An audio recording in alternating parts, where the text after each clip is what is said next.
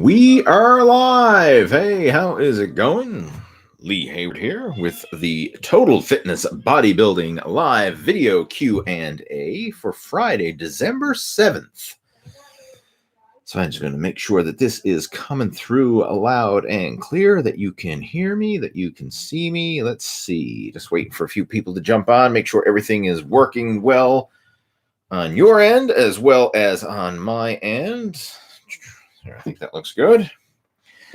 Awesome. So as you're tuning in, let me know where you're tuning in from. Hey, Dan. Dan's a regular joining in. I see you. Welcome back. If this is coming through, can you let me know? Just type into the chat window and let me know if you can hear me and see me. Just say loud and clear if it is coming through loud and clear. And I would greatly appreciate it if you could do that for me. Loud and clear, loud and clear. Okay, awesome. So we've got Dan joining. We have Chef Shifo, I think it is Shifo Mimo. I don't Welcome to the chat. We got Lee Dunnigan joining in. We've got Robert joining in. Welcome, welcome. Glad to have you tuning in. Dan's from over in California. Man, I bet the California sounds pretty good right about now. We're in the middle of a snowstorm right here. That's what. So it's not the most pleasant outside at the moment. Blustery, snowy, and it's right on the freezing point. So it's like snow rain. It's really sloppy snow out there falling from the sky right at the moment. But at least we're getting some of the white stuff. So we'll hopefully have a white Christmas. That's always nice, this time of year. So let me know who's tuning in and where are you tuning in from? What neck of the woods are you from? All right, where are you located to? All right, let me know. Okay, who else we got joining in? Lee, Dan, Robert. Awesome, good stuff. And it is coming through clear. So first off, I want to welcome you to the video chats. And the way these chats work, for those of you who are new, is I hang out here for about an hour and just kind of shoot the breeze and do a live Q&A. So if there's anything that you would like to discuss with regards to fitness, nutrition, your workouts, building muscle, losing fat, any specific challenges that you're going through, or anything that you would like to ask about when it comes to fitness and nutrition, building muscle, losing fat, type those questions and comments and topics of discussion into the chat window, and I'll do the best I can to help you out during our chat today. I will share my feedback and insights, and if I can help you, then I will do my best, and if I can't, then I will let you know. Right? I don't claim to be a know-it-all expert because, even though I've been doing this for a long time, I don't claim to have all the answers, and I have no problem admitting if I don't know what I'm doing or if I don't have a clear insight to help you. Right? I'm not going to be one of these try and pretend to be know-it-alls, but I have been around the block, been doing this for over 30 years, so I've learned a few things over those past 3 decades, but I don't claim to know it all. All right, who else we got joining in? Dario's joining in. We have Nathan is joining in, saying, what's up? Welcome, guys. Glad to have you tune in. Jose is joining in. I see some regulars. If you're new to the chat, let me know by typing a letter N into the chat window there. Let me know if you are new. And if you are new and you have a question, then I'll make sure to give you extra priority because we always like to welcome new people to our video chats. Nice to have the group growing and nice to have new people joining in. That's what it's all about. And this is another one that I'd like to know. I mean, here we are coming to the end of 2021. How do you feel you did this year with regards to your fitness and fat loss goals or muscle building goals, whatever it is that you were working on? How do you feel you did this year? And what would you like to focus on improving now in the new year, in 2022? What's your main fitness goal that you would like to focus on moving into the new year? Let me know that in the comments below. It'd be interesting to see. And I'll also share some of my insights and some of the highlights, I guess, of the past year, as well as some of the things that I really like to focus on improving now in the new year. All right. So I got myself a cup of tea. So we're having a tea with Lee video chat. And when the tea is gone, the chat is over. That's the way these work, right? That's my virtual timer right there, right? I have a cup of tea. When the tea is gone, that's it. We're shutting her down. All right, I'm going to jump right in. Some questions coming through. Dario saying, what are your thoughts on if it fits your macros? Great question. I probably did some videos about this, but I'll do a summary of it right here now. If it fits your macros, it's a good overall philosophy. And the thing I like about it, I'm going to break down the pros and the cons to it, because this is a really good question.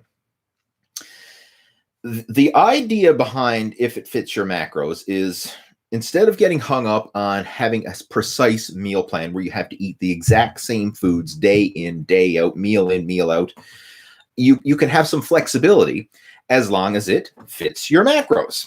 So, for example, if your meal plan was chicken and broccoli and potato, and you were eating that day in, day out, meal in, meal out, chicken, broccoli, potato, chicken, broccoli, potato, chicken, broccoli, potato. After a while, you might say, you know what, I'm getting sick of chicken, broccoli, and potato. I'd like to eat something else.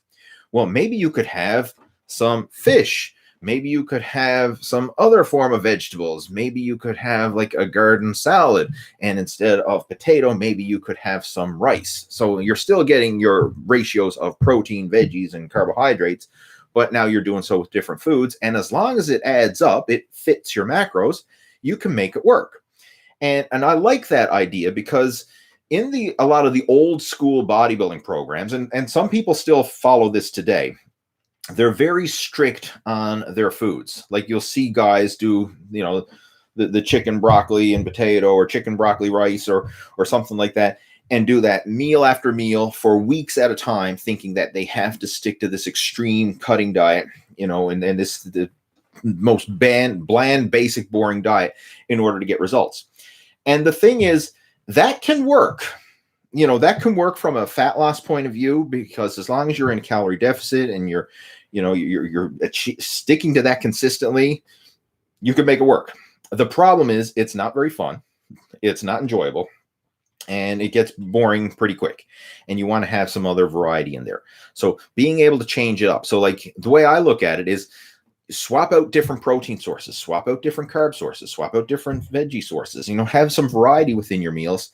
And this opens up a whole new world to your eating, and you don't feel like you're stuck eating the same old stuff over and over and over again. And it doesn't feel like a restrictive meal plan, because you have some freedom and flexibility built in. Now, where this can get a bit skewed is when people start to take it to the extremes, especially when you look at supplementation, like protein supplements, because what a lot of people are doing now is they're eating junk food and then washing it down with a protein shake so that they're getting their protein macros. They're certainly getting their carbs macros with the junk food, because it's easy to get carbs through any sort of processed foods, because that's pretty much what all processed food is sugars and fat and stuff like that.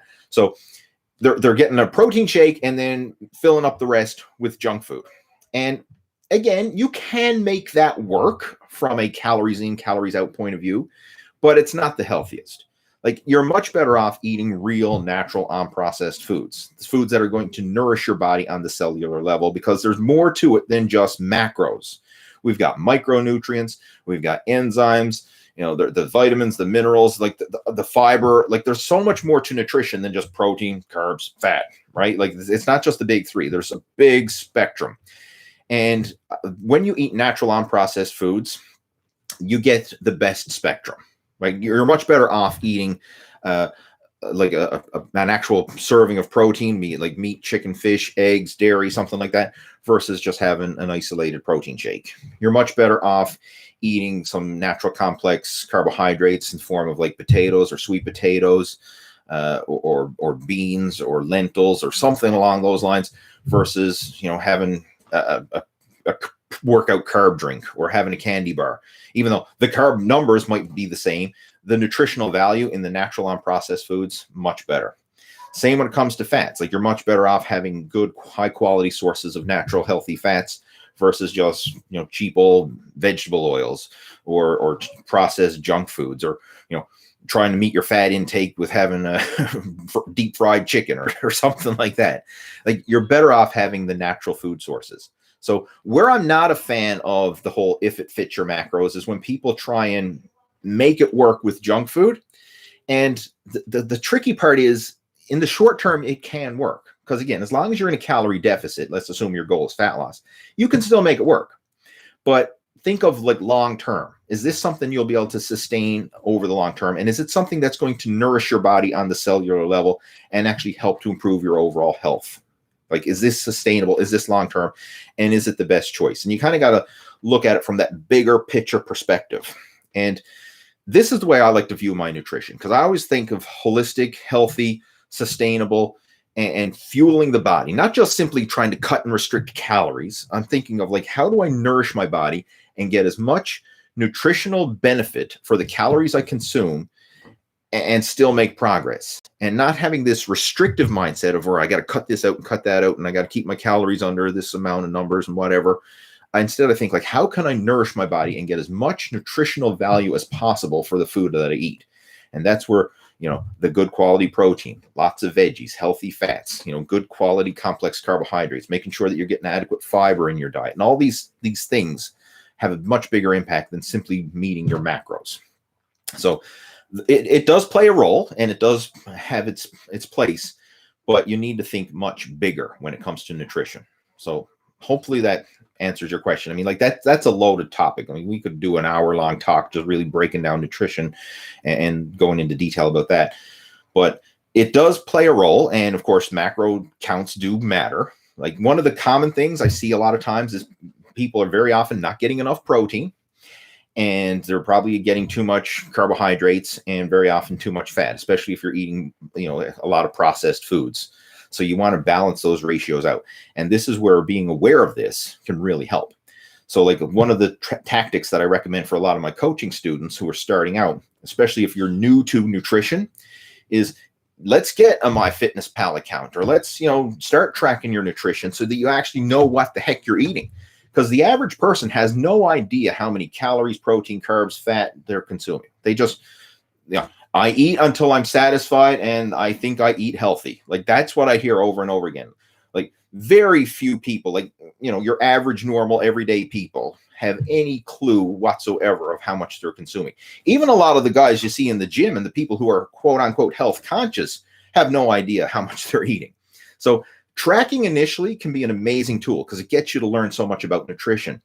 But, you know, what the thing is you want to focus on the quality nutrition and not just simply meeting the numbers, because you can meet the numbers with subpar nutritional quality and still have it fit your macros, but it's probably not the best, right? I mean, I'm not saying that you can't have a cheat meal or a snack or something like that occasionally and make it work. You certainly can.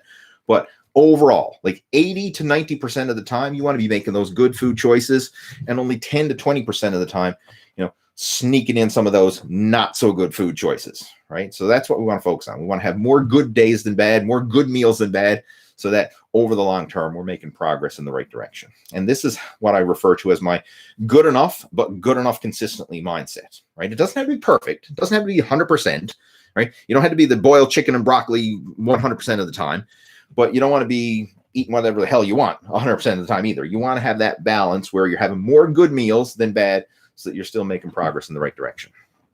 Anyway, long-winded answer. Hopefully we covered the bases. Moving on. Who else we got there? We have Nathan joining in, Jose, Max. Let's see. AJ's got a question. It says, I've been lifting consistently since April. My bench press is about 225 pounds. My squat, 290. My deadlift, 310. My progress is slowing down a bit. What do you suggest to level it up? That's normal. You're getting to you've made some really good progress. I mean, within your first year of lifting, to hit those numbers, assuming you're doing so with good quality form, those are really impressive numbers, right? There's nothing shabby about that. I mean, I tip my virtual hat to you. I mean, those are some solid numbers for sure.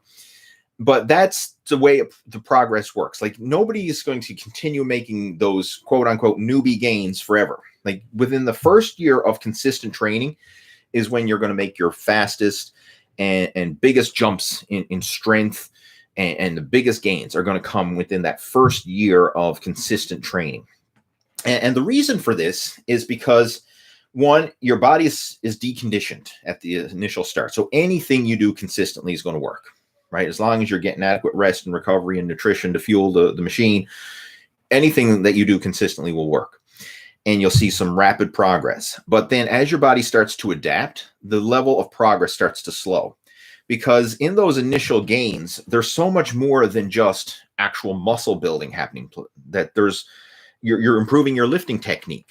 And a lot of times beginners, just by becoming more efficient, improving their technique, learning how to fire their muscles and to concentrate their effort when needed, that can generate a lot of force and power. Like you can set new personal records in the gym without actually getting bigger or more muscular, simply by improving your lifting technique and improving your focus so that you can muster up the energy when needed to perform on command. So like when you set up to do a max effort set, if you can, summon all your energy and put it all out there in that set and like drain the tank in that one set, then you can really skyrocket the numbers versus someone who's deconditioned and not trained for this. They can't muster up that energy, right? So, I mean, being able to focus is a huge part of the progress you'll make in the initial phases as well. So it's mastering the technique. It is building muscle, which you were doing, and generating the energy and the focus on demand. Like that's all part of the process. Once you have the foundation in place, like your technique's not going to dramatically change. I mean, yes, there's still room for improvement, but you got the bases covered, right? You got the bulk of it taken care of.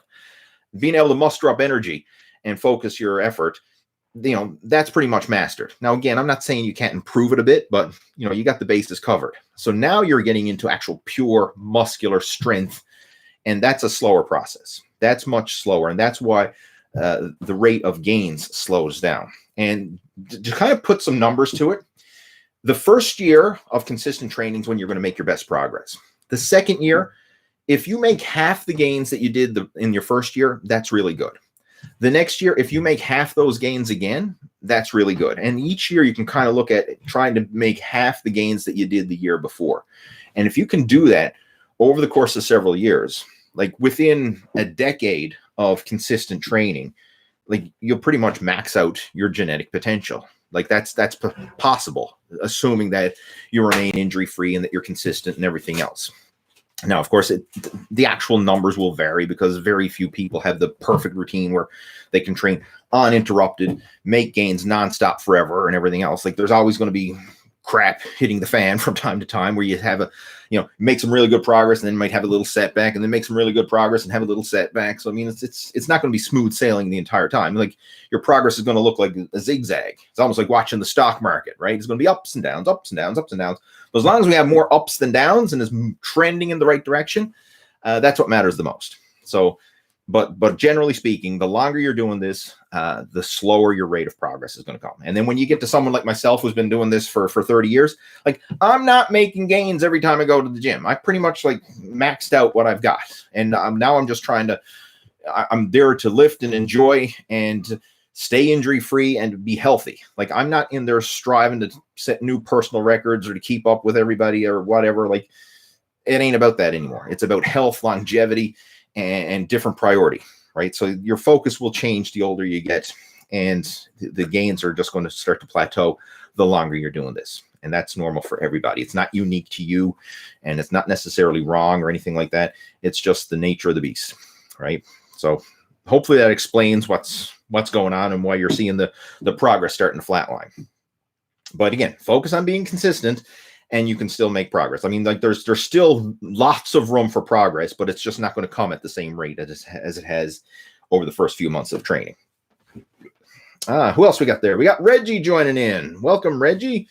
Glad to have you tuning in. Reggie's just came on board with the Muscle After 40 Blueprint Coaching Program. Who else we got joining in? We've got Lee's joining in. He says, do you keep your, let me rephrase that. How do you keep your nutrition on track when you're feeling ill? I've been a bit unwell over the past 7 days, and I've let my healthy eating habits slip. I always seem to do this when feeling unwell. Good question. That's an interesting one, and I guess it really depends on what your mood and everything else. And the reason why you probably fall into this trap is at some level, you're probably using food for comfort food. Because I mean, you're feeling sick. So your motivation and your energy and your drive and everything else is like down the toilet. Like nobody feels good when you're sick. Like you feel like crap. And then you want something to kind of make you feel better in the moment. And sometimes people resort to comfort food, the snack food and everything else. And you think like, what are you doing when you're sick? Like you're probably not as active as you normally are. You're probably lounging around more, spending more time on the sofa, right? With a box of snotty nose tissues and and you're watching TV or you're just lounging around. And that's kind of encourages those unhealthy snacking habits that people tend to get into. Whereas when you're busy and you're working and you're doing your thing, you're not thinking of food as much because you're so busy with other things, whatever it is, whether it's your workouts with your work and just doing chores and errands and everything else. You're not sitting around, pondering food and making poor food choices. So when you are bored, that causes poor nutrition habits to sneak in. When you're feeling like crap, that also, increases the temptation for poor nutrition choices to creep in, because again, you're looking for some comfort in the food you eat. And I think that's probably what's happening here.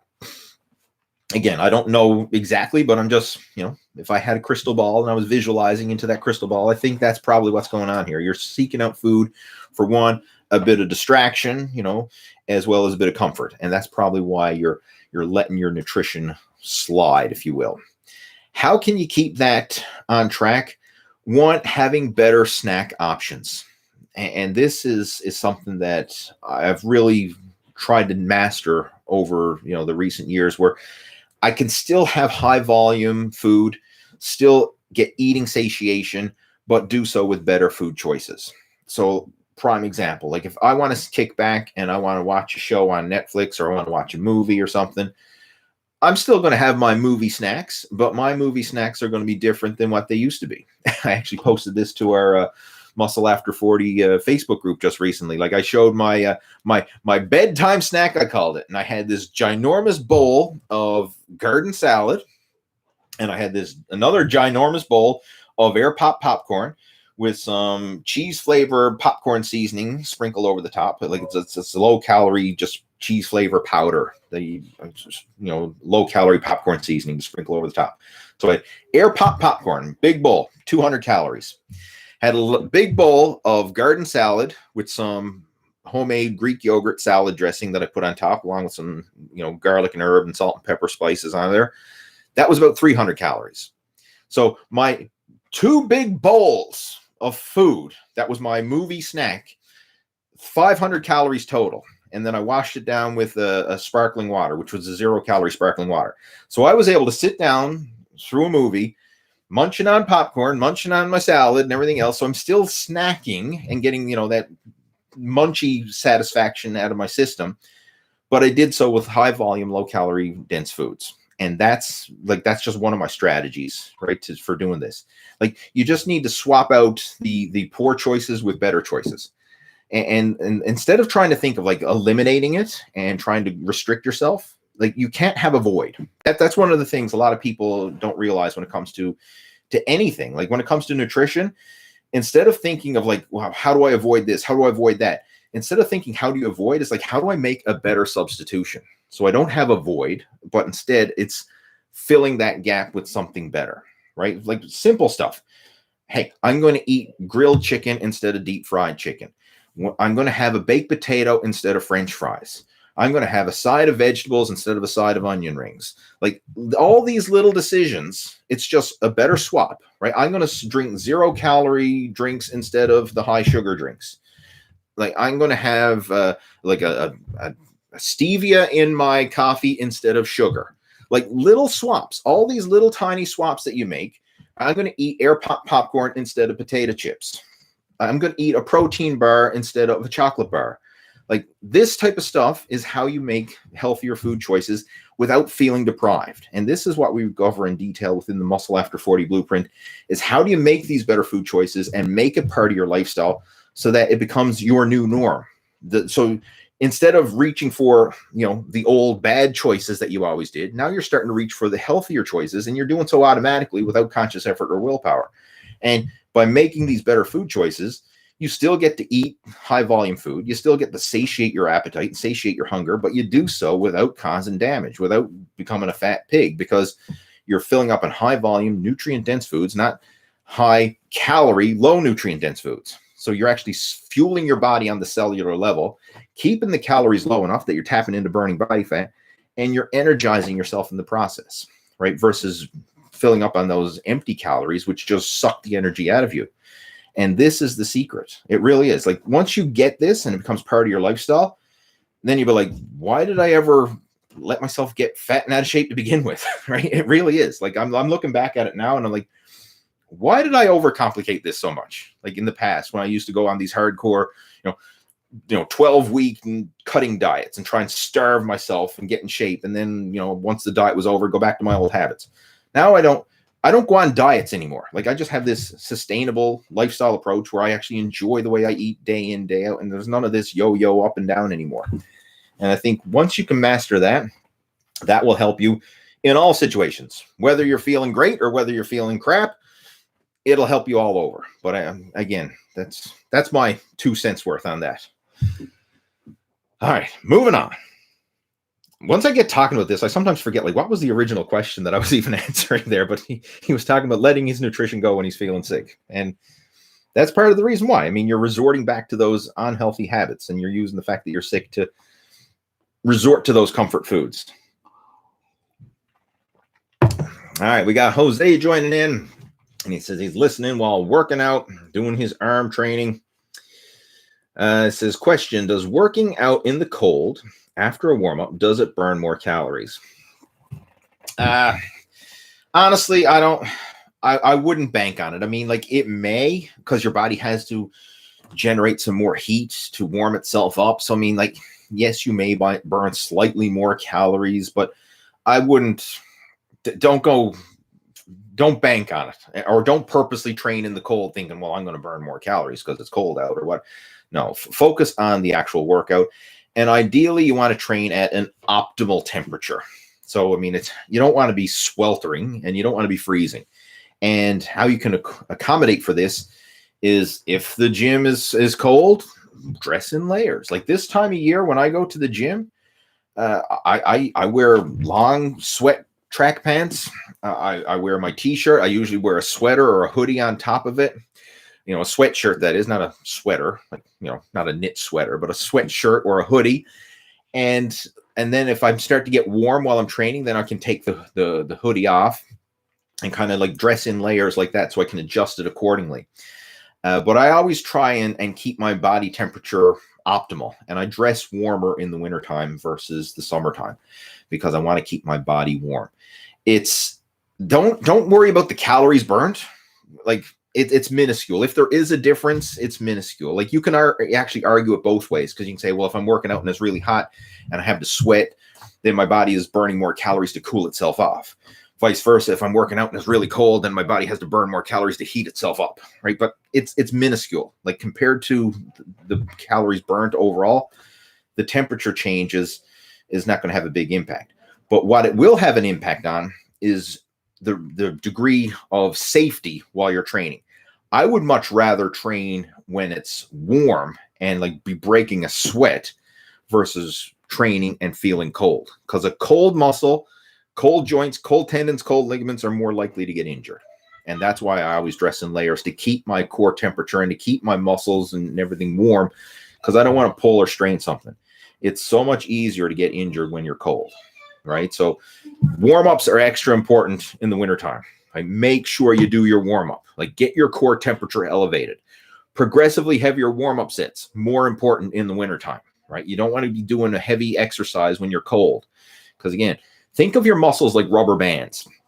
If you take a rubber band and you put it in the freezer and then you try and stretch it or put some tension on it, it's more likely to snap when it's cold, versus if it's warm, it's more pliable and flexible, right? So, I mean, that's the way you want to look at your muscles. You want to warm them up.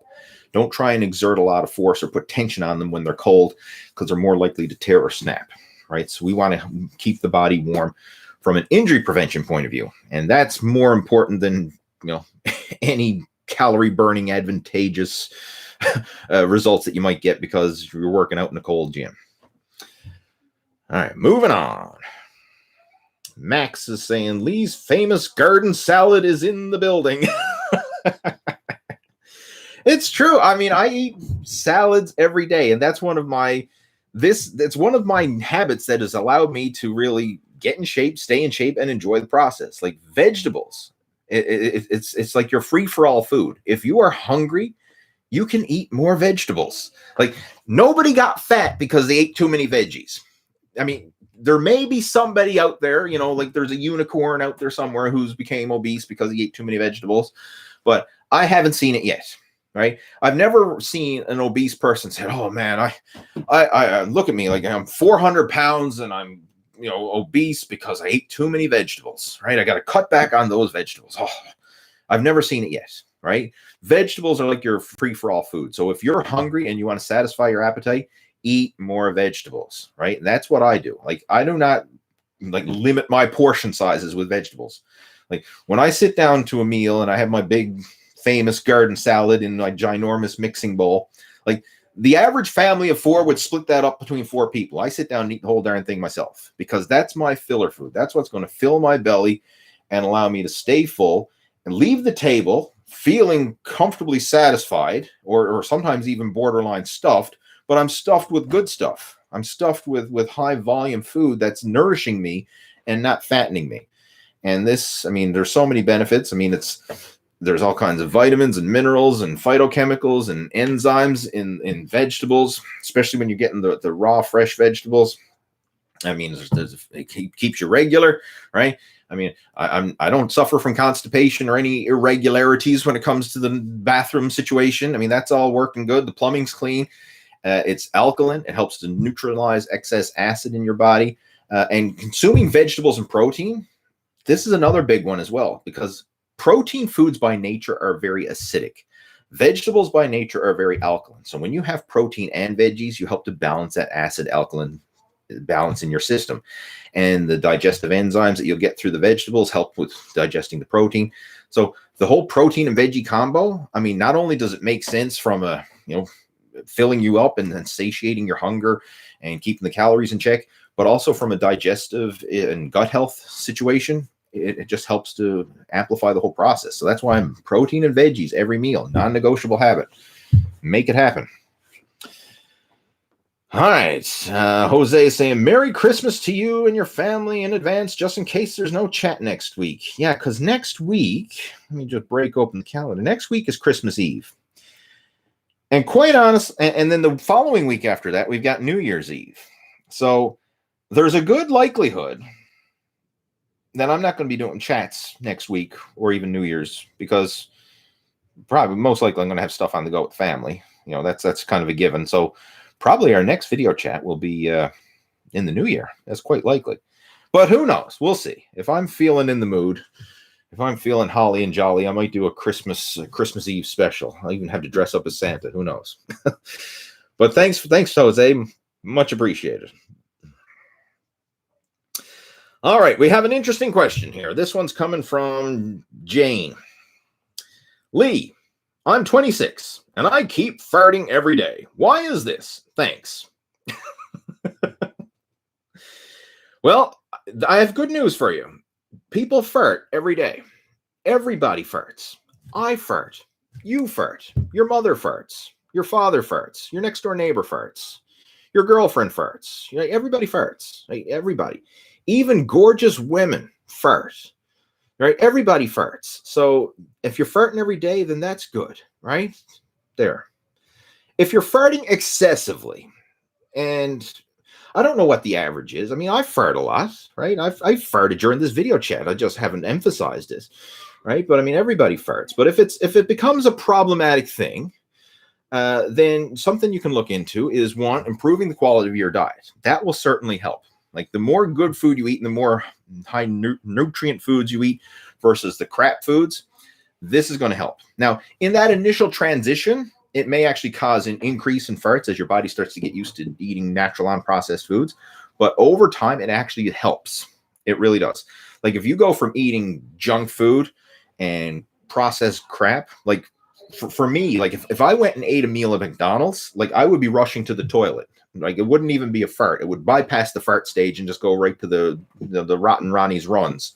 Like it would not be pretty, because I'm not used to eating that food. Like that kind of stuff would go right through me. But if you're eating that on a regular basis, then that becomes your new normal. And then that kind of gunks up your system. Whereas if you're eating natural unprocessed foods, lots of fruits and vegetables and natural foods that clean your system and nourish it on the cellular level with all the digestive enzymes and helps to alkalize your system, then this actually helps. This can help the whole process. But if you still have issues with gas and bloating and all that, then you can look into supplementing with some probiotics and digestive enzymes, which do help. I mean, it's not going to eliminate it. Like you're supposed to fart. Everybody farts, and you're not going to eliminate it.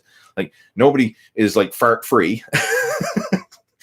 Right? If anybody on this video chat is fart free, like I haven't farted in 27 years, never once, never even let out a squeak, right? Let me know in the comments. I don't think it's happened, but everyone farts. But if it's excessive, then you might want to look into some things to help aid with gut health, like probiotics, digestive enzymes, and eating some foods that have natural probiotics in there to help with the gut health as well. So again, the natural unprocessed foods usually solves that problem for most people, right? I know it certainly has for me. I have a much better gut health and digestive issues. Like I don't suffer from, gas and bloating and all that kind of stuff now that I've eliminated the bulk of the processed junk that I used to eat a lot of when I was in my I don't care off season, bulk up, right? Bulk up because it's the off season, justify eating whatever the hell you want type of thing, doing the dirty bulk. I used to do that, right? I did that when I was younger, just trying to pack on weight any way, shape, or form, thinking that, the more weight that I gained, the more muscle I gained. And it ain't true. Yes, you gain weight, but it ain't all quality weight. So when I was doing that, my gut health and digestive issues were way worse. But now that I'm eating mostly natural unprocessed foods and getting, the quality protein and veggies and all that, this stuff is not an issue anymore. All right, moving on. Let's see what else we got there. Owen is joining us. Says, how are you and the family? We're doing well, thank you much. Harvey's all excited because it's literally a week away from Christmas, and at 5 years old, this is a big deal. But yeah, all is going well with us. Thanks for asking. He says he's switched to a full body Monday, Wednesday, Friday workout routine, doing a DUP bench routine on all 3 days, which is great. My question is, can I add in more? Can you add in more? That really depends on you, your recovery, all that kind of stuff. He's got a second part to the question. He says, chest volume over and above this. Is flies, dumbbell press, would this be too much? All right. This is really an individual question. Like a lot of people say, okay, I'm doing X amount of workout. Like, can I do more? Do you feel you can do more? Right? Like if you feel you can do more, then you can try doing more. Like this is an individual thing. It's like, how heavy is heavy? It depends. Like what's heavy for, someone who's just starting out is probably going to be very light for someone who's an experienced lifter. Like how much is too much? That depends. It's an individual thing. So if you are doing the 3 day per week total body workout, you've been doing it consistently, you're making some good progress. That first off, if you're making good progress, then why mess with it? Like ride it out until the progress plateaus. That's what I would usually do. But if you're at the stage where you're doing it, you're enjoying it, and you think you can handle more, then try it. Like trying either increasing the volume or adding a little bit more in. Whether you want to do that as in stretching out the workouts themselves, or maybe what I would recommend instead is instead of a Monday, Wednesday, Friday, how about do like a Monday, Tuesday, take Wednesday off, Thursday, Friday, take weekends off, and have a 4 day split, 2 days on, 1 day off, and then the weekends off, and do that. And I think that would be a great way to bump up the volume, and you should still be able to recover fine from that. That's how I would go about it versus actually increasing the duration of the workouts themselves. Just squeeze in an extra workout into the week and try it. Try it for a month and see how you respond. If you're responding good, you feel good, you're making gains, then hey, keep doing it. If after a few weeks of it, you feel like, you know what, this is a bit too much, I kind of feeling a bit burnt out, overtrained, don't think I'm fully recovering, then go back to what you were doing before with the total body workouts 3 days a week. And you can actually modulate this as you go, because the way the body works, it kind of goes in cycles where like you can push yourself to the borderline of overtraining, and then you might need to back it off, and then you can gradually build it back up and then back it off. I mean, this is all like in periodization programs and stuff. A lot of people go through structured plans where they ramp up their volume, leading up, and then they have like deload phases where they back it down. I mean, you can structure that in if you want, or you can kind of just listen to your body and do it intuitively. And that's what I've kind of learned to do over the years, is I do it intuitively. Like if I'm feeling energetic and strong, then I'll push myself. If I feel that I need some extra recovery time, then I'd take it. But this is something, it's really an individual thing. It's not a one size fits all answer. And, like I could give this, like I could talk to one person and yeah, they could certainly up their volume. Someone else probably wouldn't be able to up their volume. So it's really an individual thing. You got to ask yourself this, right? I can't answer it for you. You got to answer it for yourself. But assuming everything's going well, don't be afraid to try something new. Try it, see how it works, see how your body responds, monitor your results. If you're enjoying it and if it's working, keep doing it. If not, then you can always go back to what you're doing right now. All right, moving on. Let's see what else we got there. All right.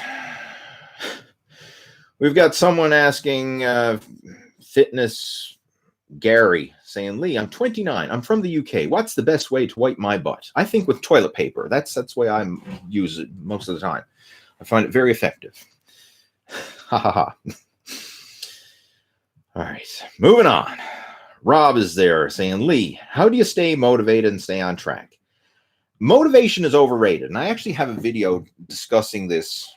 If you just do, after this video chat's over, you can literally go on YouTube and do a search for Lee Hayward, motivation is overrated. And you should find my video on that. But motivation is overrated. Like, instead of waiting until you're motivated to get on track, you have to make it a habit. And I'm going to give you an analogy that should hopefully make sense. Assuming you have a job or a career or something that you do each day, right? Whether you have a business, you have a career, you have a job, you have something, there's probably days you wake up and you don't feel like going to work. Like you've probably had one of those days. Maybe it was this morning. I don't know, right? But there's probably been a day, the alarm clock goes off, you roll out of bed, and you're like, oh man, I don't feel like going to work today. All right, I'm just tired. I don't want to go there. I don't want to have to deal with all the crap or blah, blah, blah. I don't want to do it. But you do it anyway because it's your job. It's who you are. It's what you do. You do it anyway. The same applies with your fitness and your nutrition. Like there's days when you're not going to want to go to the gym, but you do it anyway because if you're a healthy, fit person and this is who you are and who you want to be, you do it anyway. Like if you gave in to motivation all the time when it came to your work, like let's just say you woke up and you say, I don't feel motivated to go to work, and you didn't go. Chances are you probably wouldn't have a job for very long because they would say, well, you didn't show up to work today. What's wrong? And you say, oh, I just wasn't motivated. Right. And then you don't show up the next day and you don't show up the next day and they say, well, screw you, you're fired. Right. And then we'll find someone who will show up. Like that's the way it works in the real world. And the same applies with fitness and nutrition. Like the people who are getting in shape and getting results, they're not sitting around waiting for motivation to strike, right? They're doing it because that's who they are and it's what they do. And they made this commitment to themselves. Like, I'm going to do this no matter what. And you have to make that the new norm and set it a habit. Like, if you have to, like, schedule it into your routine where, like, hey, from this time, I'm going to the gym. And schedule it in just like any important meeting. Like, let's say you have a doctor's appointment or a dentist appointment or something like that. Like, are you motivated to go to the dentist and get your teeth picked at? No, nobody does that. But of course, if you want to have healthy teeth and good oral hygiene, well, you're probably going to do it on a regular basis. So even though you're not motivated and it's not enjoyable, it's not pleasurable, you like the results, but you don't like the process, you do it anyway. And the same with fitness, right? You do it anyway. So you schedule it in there, you get the shit done, and you just make a habit of doing it. And the ironic thing about it is the more you do that, the more you're going to start to enjoy it. And then it's going to start to become a routine. It's going to start to become a habit. And then eventually it's going to start to switch where I'm actually enjoying this. And the reason why you're going to enjoy it is because you're going to start to see the results. Once you start seeing the results of your effort, motivation's not going to be a problem. Like when you start going to the gym and the weights are going up and you're getting leaner, you're getting more muscular, you're seeing your body change in real time, you're getting compliments from friends, family, and coworkers and everybody else. And they're like, what the heck are you doing? You're, man, if you've been working out, you're looking bigger, you're looking leaner, you're looking better. Once that starts to happen, motivation's not going to be an issue because you're going to want more of it, right? You're going to want to go through this process more. But in that initial phase, that initial hump of getting your ass off the sofa and into the gym, you just got to just do it. Like, don't overthink it, just do it. And a simple strategy that helps with this is make the task as small as possible. Like, don't think like I got to go in there and I got to do a 2-hour-long marathon workout. Like, set a goal. Hey, I'm just going to show up. Like, I'm just going to show up to the gym. I really don't give a crap what you do when you get there. Just for the next month, set aside like 3 days a week, whatever it is, like just 3 times that fit with your schedule, and say, well, I'm just going to show up. I mean, I'll go in there, I might do a little circuit routine, mess around with the weights, do a few minutes of cardio here and there, but 3 days a week, I have to show up to the gym. And don't make it any more complicated than that. I don't care what you do when you go in there. Just make it a habit of showing up. And if you did that, after a month of showing up, then next thing you know, you're going to want to actually push yourself harder. And then now you can amplify the goal a bit more. So now it's not just 3 days a week, go to the gym and show up. Now I'm going to 3 days a week, go to the gym, show up, and actually have a structured program that I'm going to follow while I'm there. And then it's just going to start to snowball and start to amplify. And it's just going to get easier and easier. But it's in that initial phase. That's where people struggle. And that's the hardest part. And the only way to get over that is to just bite the bullet and do it. Seriously. I mean, I wish I had some magic formula, like, some Zen Buddha monk, think of this or pop this pill or do no, it's just get off your freaking ass and go. Like, seriously, like just give yourself a virtual kick in the ass and go. That's what you need to do. That's the secret. Like, motivation itself is overrated, but once you start going and you start making it a habit and know that this is who you are, this is what you do, this is what you want to be, then there's not negotiable. It's like going to work. Like, there's days you don't want to go to work, but you're not going to stay in bed all day because, I'm not motivated. I don't want to go, because you're going to get fired. And then when you get fired, well, things are going to go downhill from there. So that's your motivation, right? So the same thing with your fitness, right? You don't want to be the fat, overweight, out of shape, high blood pressure, high cholesterol, diabetic, heart attack waiting to happen, lazy SOB. You want to be a lean, healthy, fit person who's living life to the fullest and enjoys your body and is confident in your own skin. That's the person you want to be. And you have to get over that motivation bullshit and just get your ass to the gym, right? Just get there, right? However you do it, I don't care. Just get there. That's the secret to motivation. And the more you do it, the easier it's going to get. There, rant over. All right, who else we got there? Steve is saying, I'm deleting your comment. Steve, that's a crock of shit. I'm not deleting anything. If your comment's not showing up, it's probably because maybe you're saying something that shouldn't be said and YouTube is blocking it. I get that every chat. People say, oh, you're deleting my comment, or my comments are not coming through. Look, I'm going through these one at a time. I'm not deleting anything. Moving on. Where else we do? Jane. Leah's deleting mine also. If your comments are getting deleted, it's because you're posting stuff that YouTube is blocking. They have filters and they block all this crap. Okay, I'm going to actually, you know what? I'm just going to, how are we going to do this, guys? Just bear with me. Bear with me.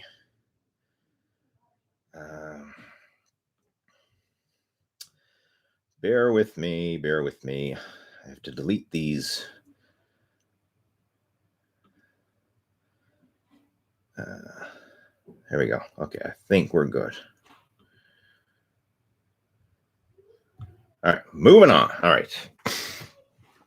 I just removed those people from the chat there. All right. I just want to, I have no time for people who are just to waste time. So that's why I'm removing the people who are just trolls and people who are posting bullshit questions that I really don't have time to answer. So keeping it real here, folks. Keeping it real.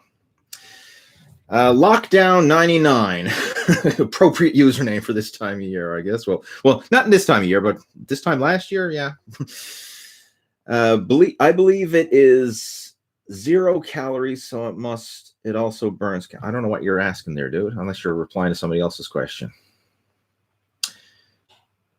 Lockdown 99, I don't know what you're asking, so I'm going to move on. As you're just saying it's something about 0 calories. If you want to elaborate, and I'll try and answer it later in the chat. Fitness Gary. Delete you too, because you're just talking shit. Soham. All right. Hello, sir. Do you think it's possible for someone to build muscle with calisthenics and resistance bands? Great question. And absolutely. Especially if you're in the early phases of your training. If you're just getting started, body weight, i.e. calisthenics, and resistance bands is a phenomenal way to start. And this was like back last year when the whole world went into lockdown, the gyms were shut down and everything else. I did a whole training series just covering body weight and resistance band workouts. In fact, for a while there, over on the Total Fitness Bodybuilding Facebook page, I was doing a daily live follow-along workout using body weight and resistance bands, just for the benefit of people who were going through the lockdown.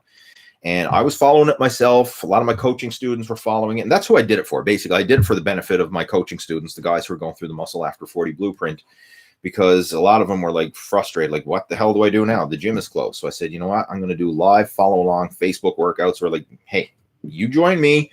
We're going to work out together, real time, live, just like this. And we did that for a whole phase. And those videos are still up over on the Total Fitness Bodybuilding Facebook page if you want to go check them out. Some I actually posted on YouTube as well. But you can certainly make some great gains with body weight and resistance bands. Don't get hung up on the exercise. Focus on working the muscle. And you can work all your major muscle groups with body weight and resistance bands. So, I mean, I'm just thinking, I want to see if I can find the video that I'm thinking about now. Bear with me, guys. I'm going to just do a quick little search on my channel. What is it? If you do search for like home workouts or something like that, which one is it? Like if you do search for like, okay, what is it? Bodybuilding home workout when gym is closed. That's what it's called. Actually, what I'm going to do, I'm going to get the link and I'm just going to post it right here in our video chat so you can go check this out. So this one is for you, Soham. It's a home workout using body weight and bands. There, just typed it. It should work, I hope. Let me see. I think that will work. If it doesn't, actually, let me freaking click on it, make sure. Open it up in a new window, of course. Oops, something went wrong. Okay, that's not the right link. Let me try it again. That's weird. Why didn't it work? Try it again. See if it's coming through. Try again. Let's see if this works. That's so weird. I'm clicking on the damn link and it's not working. Stop that. That's so weird. I don't know why it's not letting me open it up. You deserve more. I do deserve more, don't I? Yeah. I don't know what ad that was. All right, I'll type it in again. If it doesn't work, here, I'll just paste the title of the video and you can actually do a search for it. Just do a search for Lee Hayward. I'm going to put my name in there because maybe if somebody else has the same title or a similar title, it might come up. There. I just typed it into the bottom of the chat. So you see a bunch of posts from me there in the bottom of the chat. That's it. But it's the body weight home workout when the gym is closed. For some reason, I was clicking on it and it wasn't even opening up on my end. Maybe it's YouTube's got something on the go here where I'm doing a live stream. They won't let me open up videos. I don't know. Anyway, back to our regularly scheduled video chat. Mr. R&R says, does box squats help with strength gains and how to go about it? Do bicep, tricep exercises mostly respond to many sets and reps regarding size compared to heavy weights? Thank you. All right.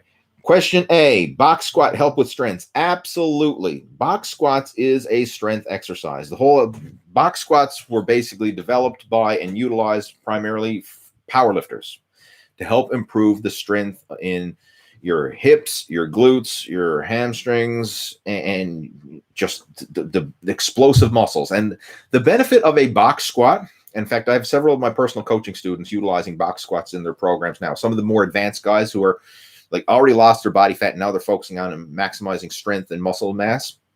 A lot of them, I actually have them switching to some power training programs utilizing the box squat. But the benefit of a box squat is it breaks up the eccentric concentric chain.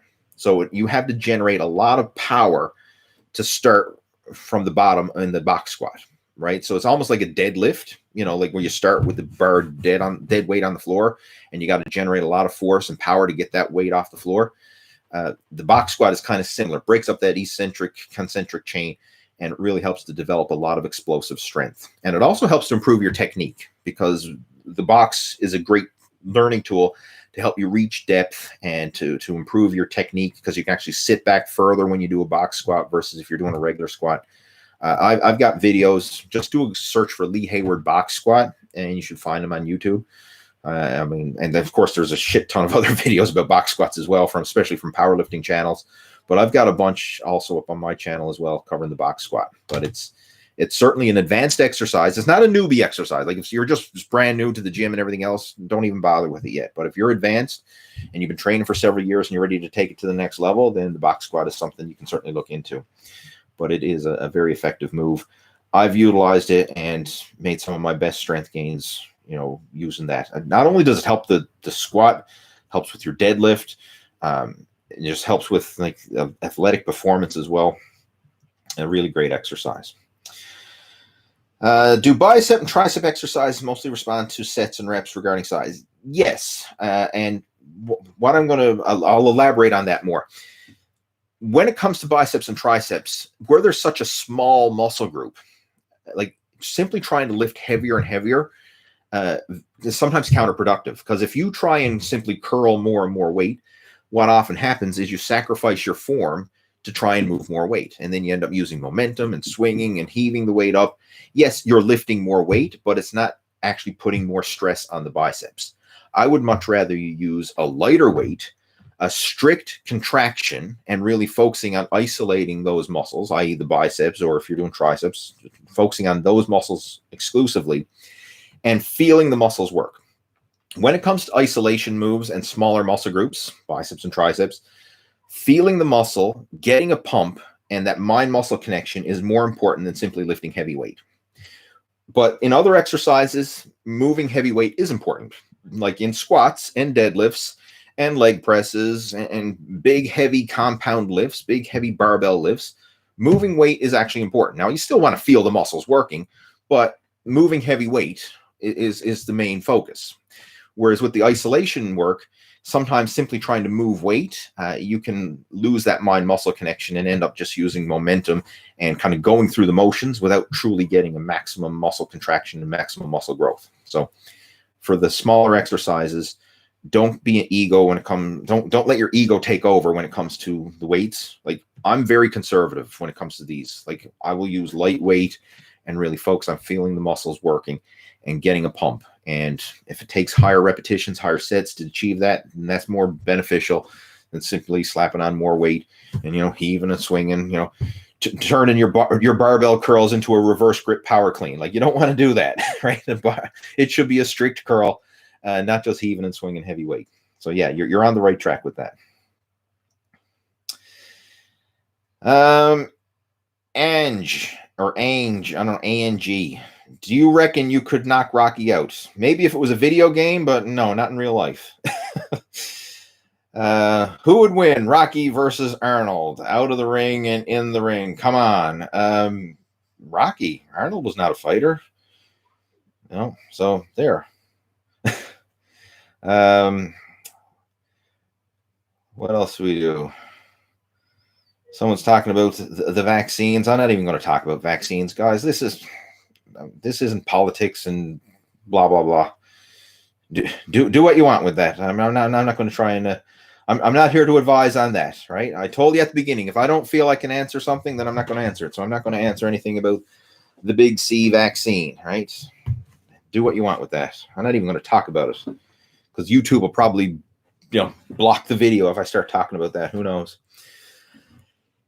Eagle Eye John's joining in. He says, do you need less direct tricep work as you've done it from chest? It's different on biceps as you've done it in back. Do you still need direct bicep work? Merry Christmas.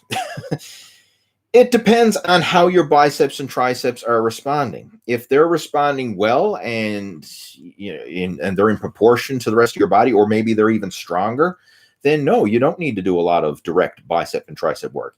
If they're lagging behind, then sometimes doing more direct bicep and tricep work can certainly help. It's really an individual thing.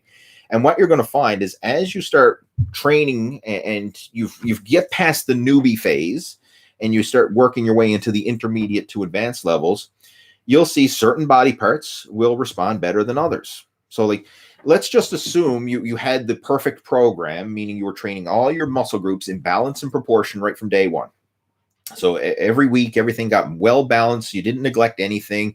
You weren't the typical, chest and biceps guy and neglected back and legs for 2 years and then finally started training everything in balance. But let's assume right from the start, you had a well-structured program and you trained everything in balance and proportion. After a couple of years, you're going to say okay, wow, my shoulders are looking really good, but my chest is a little flat, or my quads are looking really good, but I got skinny calves, or my whatever. Everyone's going to have certain muscle groups that stand out and certain things that lag behind, and it's going to be unique for everyone. In my case, my shoulders and arms are my weakest body parts genetically, and I had to work the hardest to bring those up. Now, when it comes to legs and calves, they grow. I'm genetically gifted. In the fact of calf training, I don't even train my calves anymore, and they're still huge, right? I've just genetically got good calves. Got them from my mom, right? My mom's got big calves, and she hates them, right? Like a lot of women who have big calves do. But I got my calves from my mom, and I don't even train them anymore because I don't need to. They're big and they don't go anywhere. It's just from doing cardio and riding my bike and stuff like that, my calves are big. So I don't need to do any direct calf training. But when it comes to arms, shoulders, I still need to do a lot of arm and shoulder training because they're genetically weak for me. They've lagged behind. I built my chest, my back, my legs, all those muscle groups developed, and my arms and shoulders are spaghetti noodles, right? They really lag behind. So in my case, I had to actually prioritize and increase the volume of my biceps and triceps, as well as my shoulder work, to get those muscle groups to catch up to the rest of my body. And even now, they're still not it's the weakness is not as dramatic as it used to be when I was younger, but they're still by far strong body parts for me. They're still lagging behind and they still require more emphasis and more focus. So it's an individual thing. Now, I know other guys who are the complete opposite, who their arms, biceps and triceps, respond really well, and then maybe it's the chest and back that lag behind, and they need to prioritize that. So it's an individual thing, and it's not just a one-size-fits-all cookie cutter, saying, hey, you don't need to do much bicep and tricep work because they'll get adequate stimulation from your chest and back. For some people, they may. For some people, they won't. And I was actually, ironically, just chatting to one of my coaching students, Mike, yesterday, and we actually put him on a modified version of the Blast Your Biceps program, right? And he's been following that and loving it because now we've increased the volume of his arm training, biceps and triceps, put his stronger body parts on a maintenance program, and he's actually starting to see some really good progress now. His arms are catching up to the rest of his physique, and he's really enjoying that because they've been a stubborn body part of his for years. So it's an individual thing. Now, for those of you who want to prioritize your arms, I literally wrote the book on it. It's called Blast Your Biceps. And if you go to blastyourbiceps.com, you can check it out. That's an old ebook that I put together several years ago, but it's just as effective today as it was then. When it comes to fitness and nutrition, this stuff doesn't expire, right? The body hasn't evolved to the point where a program that worked 10 or 20 years ago isn't going to work today, right? It still works, right? It's not like computer technology where, hey, something that's 10 years old is obsolete. No, fitness and nutrition doesn't become obsolete. It still works just as well today as it did back in the old days, right? The stuff that Arnold and the guys did back in the Muscle Beach days in the 60s and 70s, that stuff still works today, right? So training doesn't become obsolete. So if you want to focus on optimizing bicep and tricep development, download a copy of the Blast Your Biceps program. It's an arm specialization training program that is focusing on optimizing arm training and then putting your stronger body parts on a maintenance program. So again, that's blastyourbiceps.com if you want to go check it out. All right, let's see what else we have there.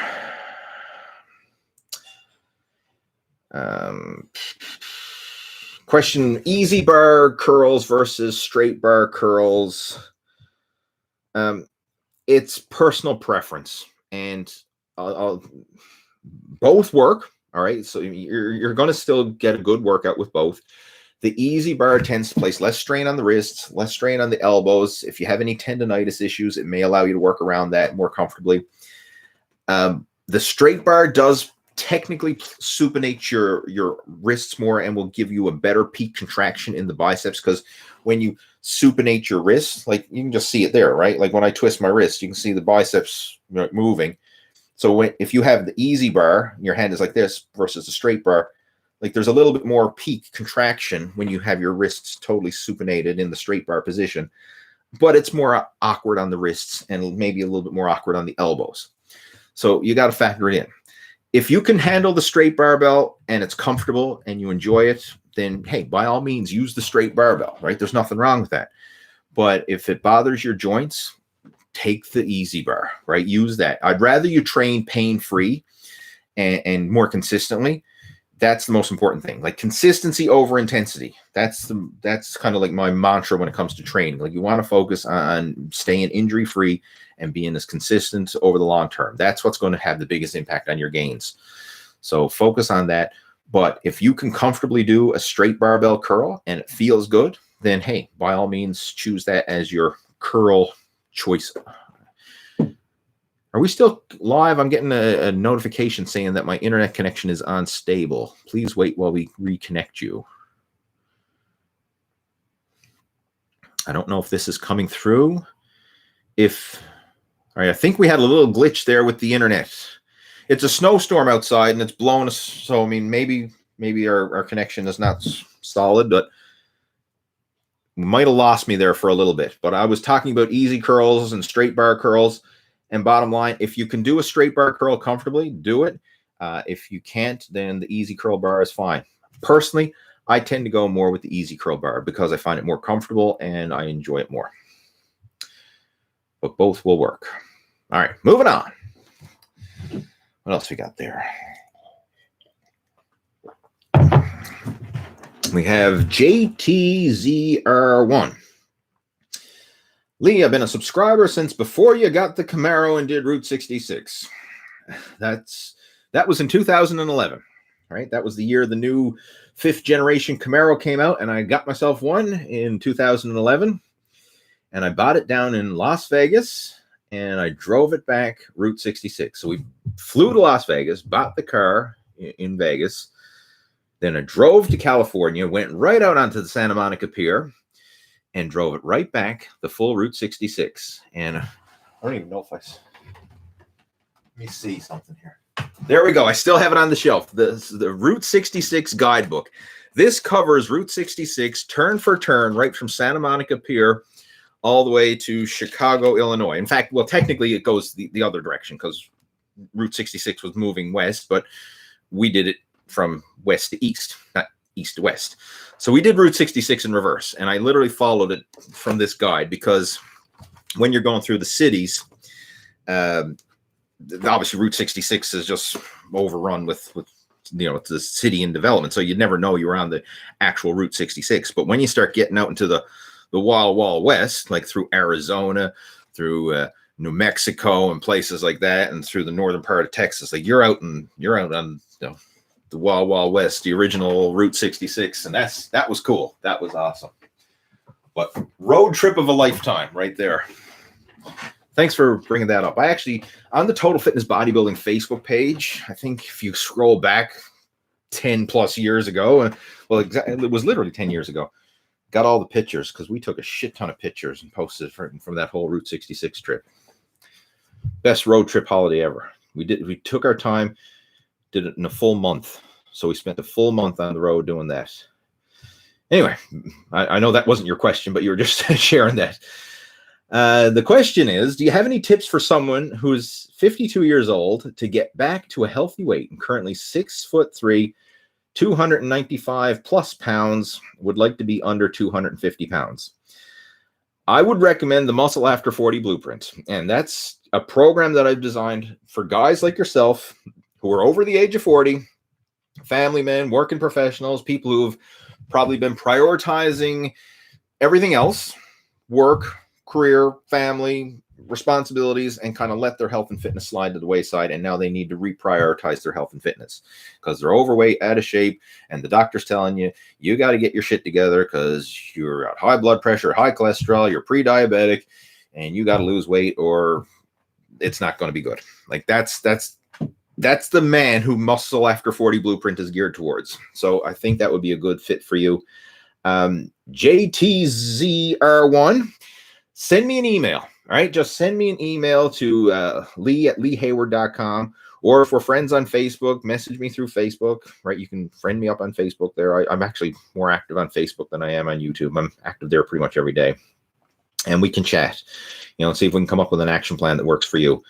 But that's what I would recommend. The Muscle After 40 Blueprint. I think that would be the key to get you back on track and do so while enjoying the process. Because that's the whole thing. It's about making this a healthy lifestyle approach and not just feeling like you're suffering it out on another starvation cutting diet. Because like that never works. Never works long term. It can work in the short term. But like, who wants to suffer it out and feel like they're starving for the rest of their life? Nobody. Nobody wants to be on a diet for the rest of their life. And if your approach has that diet element where like, hey, I'm going to go on a diet and try and lose all the weight. Well, as soon as you end the diet, then guess what? You go back to your old habits and you regain the weight again. That's why like 92% of the people who go on a diet end up yo-yoing and gaining it all back. You need to change your lifestyle habits. And that's what the Muscle After 40 Blueprint is all about. So reach out to me. We can chat. All right, moving on. John says, watch the sauce. Calories still add up on salads. Yes, when it comes to salads, salad dressing is the danger zone, what you put on it. I personally make my own salad dressing concoction, and I use fat-free Greek yogurt as the base. So that keeps the calories low and actually bumps up the protein intake. Moving on, let's see what else we got. Let's see.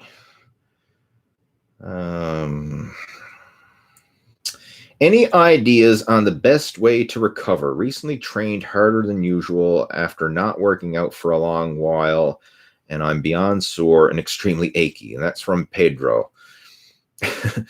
First off, coming back to the gym after a layoff, do not train exceptionally hard. Ease yourself into it. Like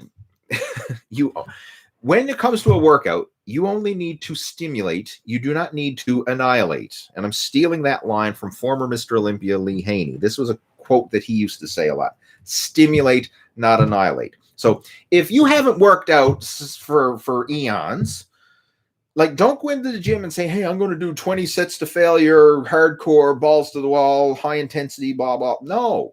Like walk into the gym and go through the motions. Excuse me. Tickling my throat. This is a mistake a lot of people make is they try and do too much too soon. And we're going to see this like New Year's, January. Like the first week in January, the gym's going to be packed. Like everybody's going to be all feeling fat and guilty over the holidays and all this. And they're going to say, you know what? This is it. 2022. Man, I'm getting my shit together. I'm going to lose weight. I'm going to get in shape. And they're going to sign up and get a gym membership. And they're going to go in there and they're going to work out. And they're going to be pushing too much, too soon, too hard, burn themselves out, feeling sore and painful. And then they're going to be, man, I feel like shit. I can't do this anymore. What's the point of even doing this? Screw it. And then by the end of January, like all those New Year's resolution fitness goals are going to be gone like a fart in the wind, and people are going to be back to normal and just back to their old habits. Like it happens every year. Like this is nothing new. It's just going to happen this year. It's happened every year. You need to start off small, like ridiculously small. If you're not doing anything, then something is better than nothing. And it just has to be something like a little simple basic beginner's workout.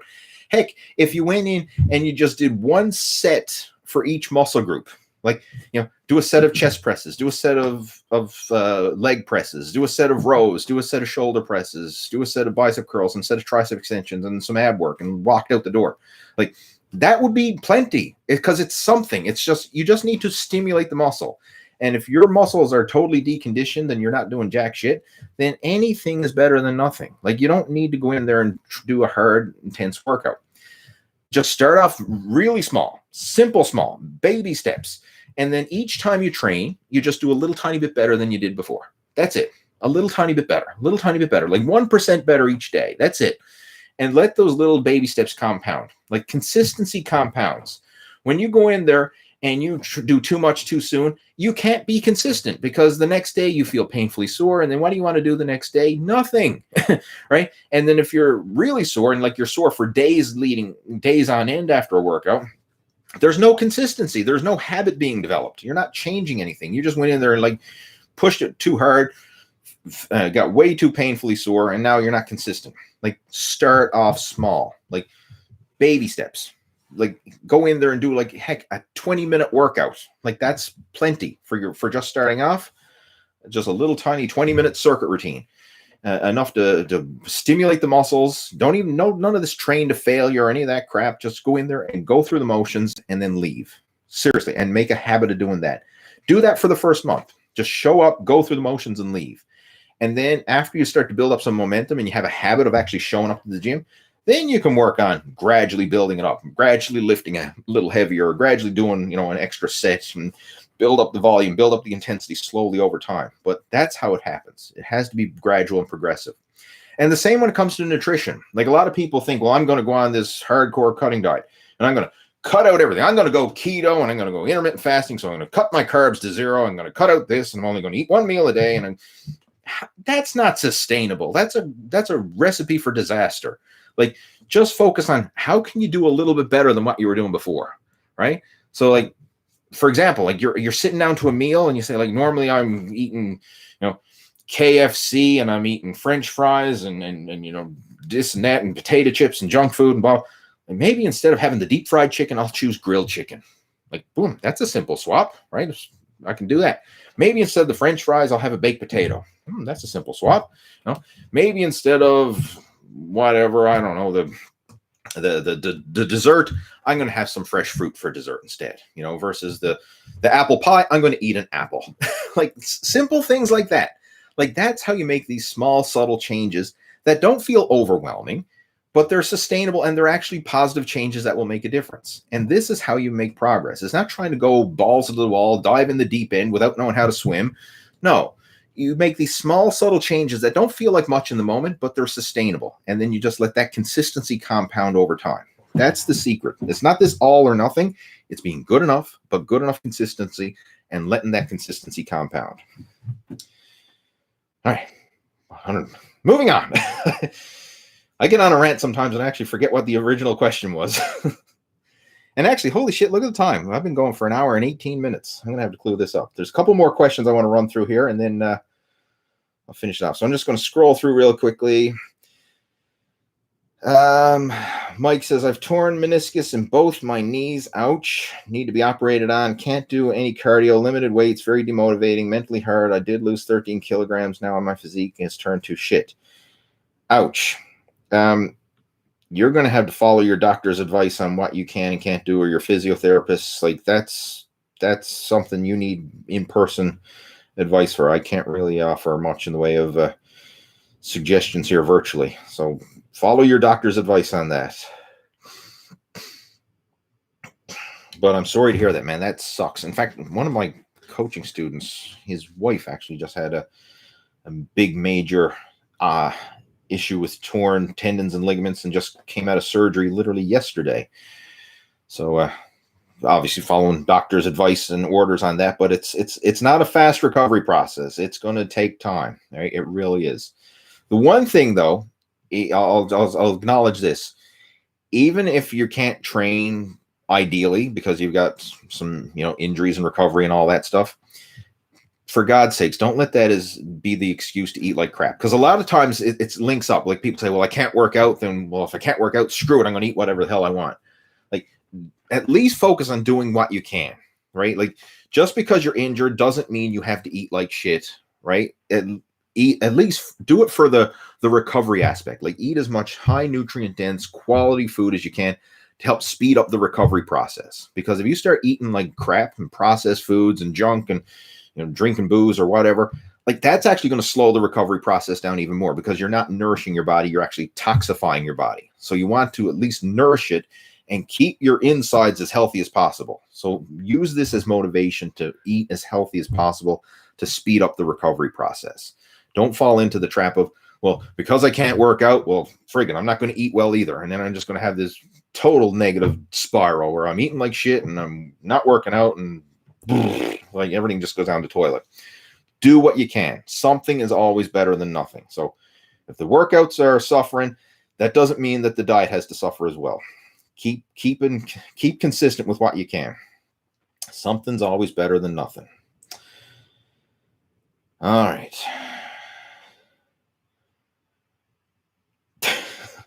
I'm not even going to answer this next question. I'll read it out just for the benefit of everybody here, but I'm not going to answer it. Like, Lee, my mom is mowing at me all the time because I don't have a job and I play video games all day. I'm 30 years old. Why should I get a job? Read your own question. All right, not even going to answer there. Not going there. All right. Man from Earth says, I have a strange question. Why is the hip thrust with the barbell a more exhausting move compared to any other exercise for me? It's a difficult exercise to do. And why is it more exhausting? Maybe because you're not used to it. I really don't know. I mean, it is a hard move. There's no doubt about it. But I mean, I don't know the specifics for why it is for you, unless everybody is different. So maybe your leverages are really weird for that exercise, or who knows. But I will tell you one thing. The more you do it and the better you get at it and the more you optimize your technique, the easier the exercise will be. Maybe it's because you haven't really focused on that exercise and it's new to you, so it's just really challenging at this stage. But generally speaking, the more you do it and the more motor patterns you develop where that exercise becomes a natural movement for you, then the better you'll get and the more efficient you'll become at it, and the better results you'll reap as well. Christabel, I think I'm saying that right. Do you recommend fasting when weightlifting? No, not really. I'm not a big fan of fasting. I mean, if your goal is building muscle, fasting is not helping you build muscle. The more frequently you eat, I recommend at least 4 times a day. Like your breakfast, lunch, your dinner, and a snack before bed. That's kind of like my foundation. Sometimes I'll eat more, but that's kind of like my standard for the most part. You're getting more opportunities for protein synthesis, right? If you're eating and you're eating protein with each meal, the more opportunities for protein synthesis, the more opportunities for muscle growth, the more it's going to help speed up your recovery, your athletic performance, and all that. So if your goal is to build muscle, don't fast, right? You want protein synthesis, and you're not stimulating protein synthesis when you're not eating. Moving on. We have thyroid. I'll just read the question. I cannot explain it because I go to college. It gives me a routine to do and keeps me busy. So I find that I adhere to my 1,000-calorie deficit very well without any struggle. However, when the weekend comes, since there's no school, my diet falls out of place. I do not think my deficit is too much. I can handle it, but I just need to keep my mind busy. Any recommendations? Yeah, okay, that makes sense. What you explained there is very common. A lot of people, hey, I can eat clean Monday to Friday, but come the weekend, all hell breaks loose. Now, you can sometimes make that work, right? Depending on the situation, you can kind of make that work. You have to overcompensate for it during the week, because what determines if you're losing body fat? I'm assuming if you're in a calorie deficit from Monday to Friday, your main goal is to lose body fat. it's not just the calorie deficit from Monday to Friday. It's the calorie deficit over the long term. So like if you end 2021 in a calorie deficit, meaning over the course of the year, you burn more calories than you consume, then over the course of the year, you would be lighter at the end of the year than you were before. It's the long-term average. It's not just the short-term day-to-day thing. Like a lot of people say, well, you know, I'm super strict on my diet, but then I have my cheat day on the weekend. Why am I not losing weight? Well, maybe the cheat day on the weekend is such a calorie surplus that you're actually canceling out all the calorie deficit that you achieved over the course of the week. And to kind of put it in perspective, I'm going to use an analogy for you. Imagine you're the type of person, you're really frugal and you're saving money and you're a penny pincher and a coupon clipper and you're so frugal. Like I'm not buying the name brand stuff. I'm buying the no-name stuff at the grocery store and I'm clipping coupons and you're always pinching pennies. Like I'm not going to buy, you know, I'm not going to go to Starbucks and drink that expensive coffee. I'm going to stay at home and brew my own. And like you're super strict, super frugal, saving money wherever you can. But then you go to Vegas one weekend and you blow 10 grand on the blackjack tables.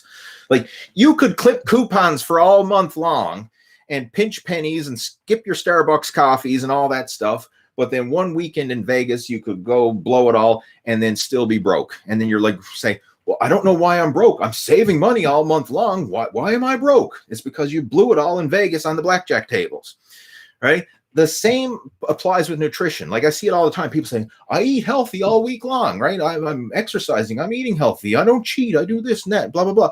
Why am I not losing weight? And then when we start to actually, you know, dissect it further and figure out like, okay, what do you really do? And then to say, well, on the weekend, we do go out to eat and we do this and we do that. And I do have a few beers with my buddies. And then, you know, well, Sunday's football day, right? You got to have, you know, snacks and beers and Sundays because it's football. And the next thing you know, you realize you're not in a calorie deficit anymore, dude, right? Even though you were dieting from Monday to Friday or Monday to Saturday or whatever, your cheat day on the weekend is offsetting and you're basically undoing all the progress you made. Just like you could clip coupons and save money and pinch your pennies all the time, but then if you go and blow it all, you know, in one big old splurge, you know, whether it's a weekend in Vegas or whatever it is that you do, whatever your vice is, you could undo all the progress you made. The same applies with your nutrition. So you need to look at the big picture long term, and you can easily undo a full week of diet and exercise with a weekend binge, right? So you need to keep it in check right on through.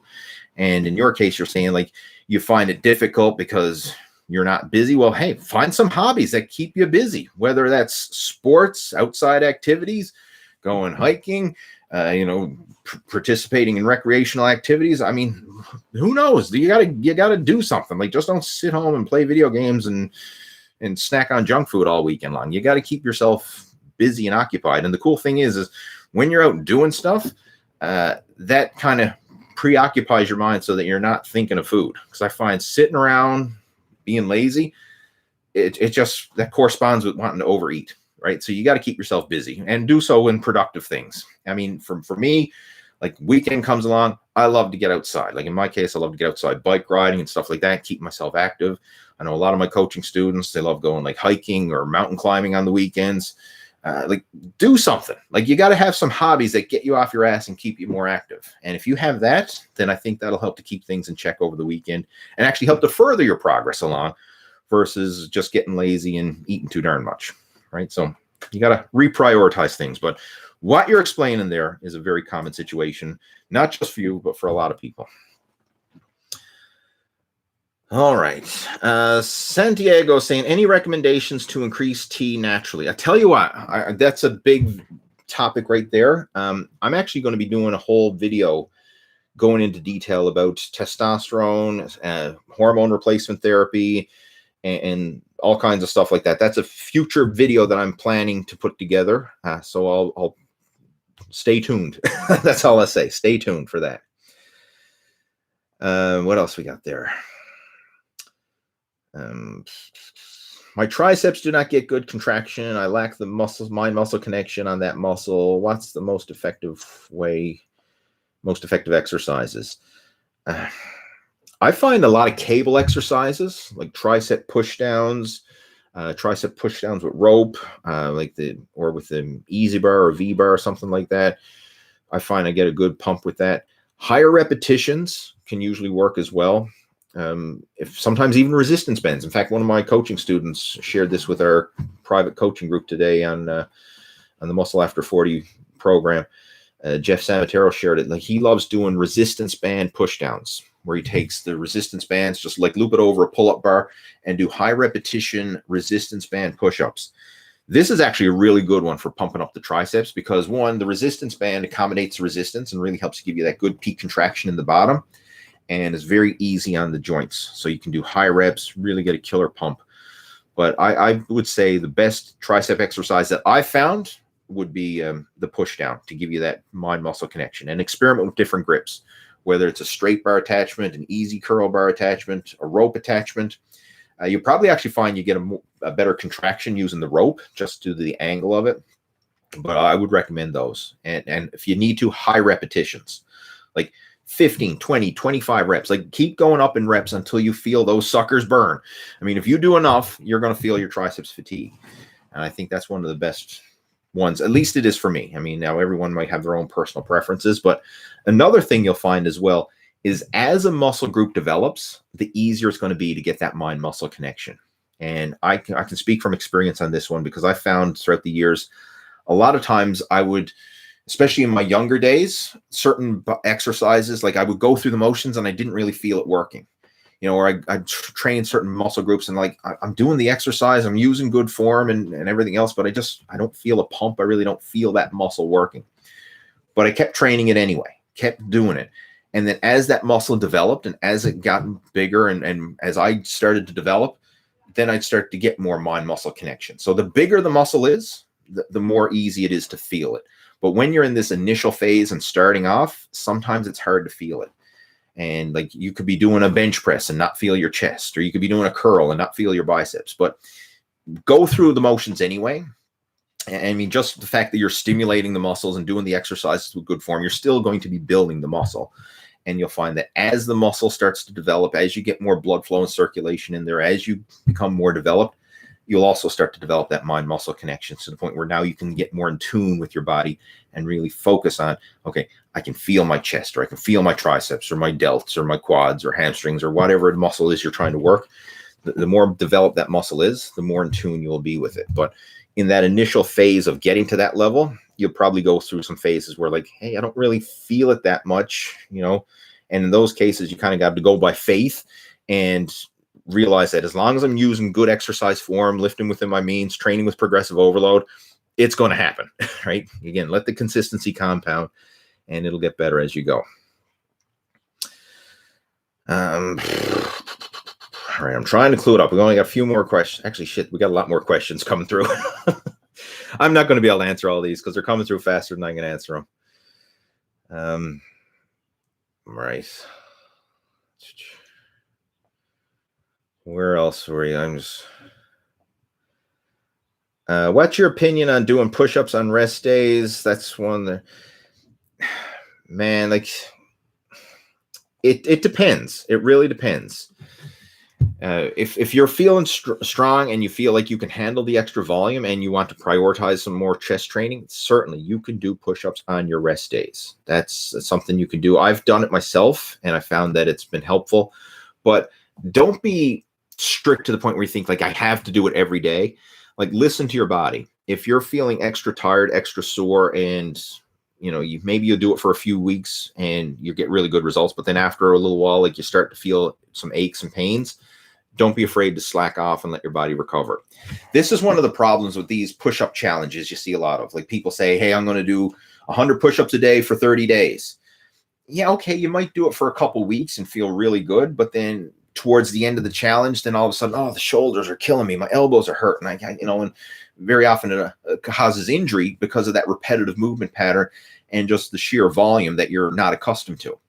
So when you're doing anything like that, like trying to do an extra exercise, like extra push-ups or extra whatever, like, use it, but don't abuse it. And what I mean by that is, like, use it, but then if you start to feel like, okay, I'm starting to get extra sore, extra tired, or just a little bit of aches and pains, don't be afraid to back off, and don't have this mindset thinking, though, I got to be this all or nothing. It's got to be every single day or nothing at all.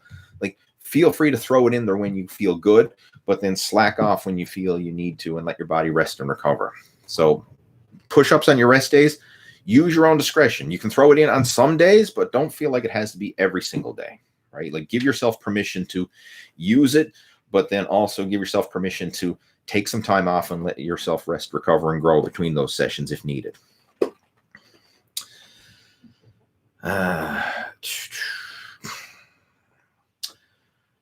All right, I'm going to clue it up, guys. And there we go. I know there's still a lot more stuff coming through, but obviously I don't have time to answer everything because we've been going for over 1 hour and 35 minutes. Holy shit, this is one of my longer video chats. I normally try to cap it at 1 hour, but when I get rambling, sometimes it goes much longer. So anyway, hopefully you enjoyed the video chat. I enjoyed doing it. If you did enjoy it, give it a thumbs up, right? The thumbs up always helps. I mean, I know I'm only a small YouTube channel, but still every bit of thumbs up and support does certainly help. And if you do need any help when it comes to your training, your nutrition, or you have any questions about some of the stuff we talked about here, feel free to reach out to me. You can email me personally. You can message me on Facebook. Either one is fine, and we can elaborate. And if you haven't already done so, make sure to download a copy of my Ripped After 40 ebook. I've got a link to it in the video description below. Go check that out. That basically covers a sustainable lifestyle approach, and it covers the system that I followed to go from a fat, out of shape dad bod to getting my shit together and having a lean, healthy body and a sustainable system where I'm not feeling like I'm on a diet and enjoying the process, right? Like, that's the key. And that's what this is all about. It's having a good enough, but good enough consistently approach where you can get in shape, stay in shape, enjoy the process, and sustain it as a lifestyle without feeling like you're suffering it out on a diet. And that's what that whole program's all about. So if that's something that's interesting to you, especially if you're a man over 40 and you want to get yourself back in shape, I highly recommend you download a copy of that Ripped After 40 ebook. It's a free PDF download, and the link is in the description below, so you can go check that out. All right, guys, I'm going to clue it up. Have yourself a wonderful weekend, and I will probably talk to you next week, depending on the situation. I know it's Christmas Eve, so I don't know what the audience attendance will be like, or maybe Santa will tune in. Who knows? But anyway, if all goes well, I will probably have a chat Christmas Eve, but I will post a notification on my YouTube channel in advance to let you know if there will be a chat or not. Anyway, have yourself a good one, and we'll talk soon. Over and out.